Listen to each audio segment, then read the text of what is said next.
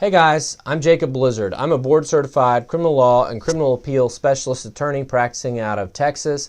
Today I'm continuing to talk to you guys about the 2255 motion to vacate judgment or writ of habeas corpus in federal court. If you have a loved one incarcerated in federal prison, this applies to you. Your loved one and you should be pursuing this relief as soon as possible because the timeline is running. If you haven't watched my video on the timelines involved, make sure to watch that video. It's very informative about how fast this process goes. When you are doing this on your own or you're looking to hire a lawyer, whatever you are thinking about doing there, you need to act fast because the timelines run very quickly. And today I just want to emphasize that and talk to you about what is all happening in that time and how you can prolong that timeline. So when we're hired to do a writ for someone, whether it's a state writ or a 2255 federal writ like this, there's a whole process that goes into it. And so whether you're doing it on your own or you're hiring an attorney out there to do it, there's a process that you have to go through to even get you ready to the point to be able to prepare the motion itself.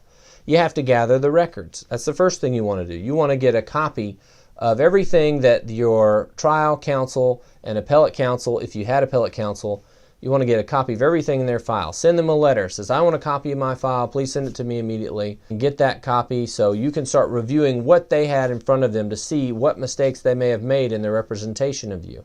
You also want to get a copy of the government's file. Now, there's going to be some restrictions. You can't just write to the government and expect them to hand over everything, but you can do public information requests. You can request records from federal agencies that may have been involved, state agencies that may have been involved in the investigation or prosecution of you.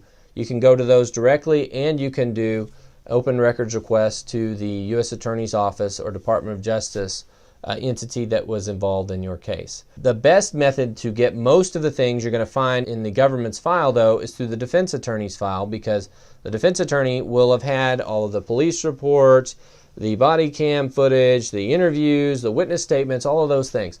That's the very first thing you want to do when you're looking at pursuing the federal writ process here.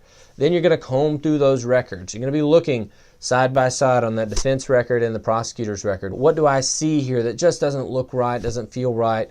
Am I seeing ineffective assistance of counsel, something the lawyer should have done that he didn't do, or that he did that was wrong?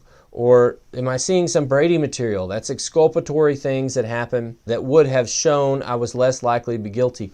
They're in the prosecutor's file. They're not in the defense file. And so it's more likely that I would have been found not guilty had this person provided that information. That's a Brady violation. Is there some due process violation? The third record you want to get is you want to get a copy of the transcripts in the clerk's record.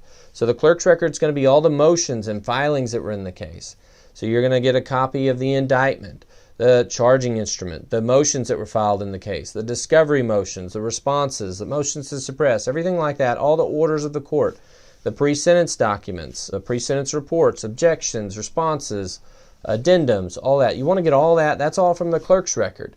You want to also get a copy of the transcripts in the case. Now, if your case didn't go up on appeal, then your case likely was not transcribed. But if your case went up on appeal, you should be able to get those transcripts from your appellate attorney. If your case didn't go up on appeal, you can order those transcripts from the court reporter that was involved in taking the plea or resolving the case to your case. And so, again, you want to act fast because you got a lot of things to go through here and you only have the 1 year to do it.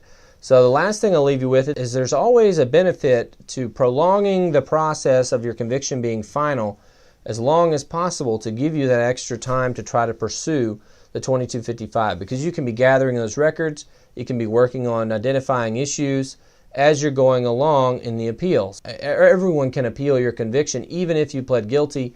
Maybe it's dismissed as frivolous, but you can file an appeal in every case, and that's going to buy you some more time because your conviction isn't final until the appeal is resolved. And so that may buy you another 6 months, 9 months. So then when that is resolved, then the 1 year starts.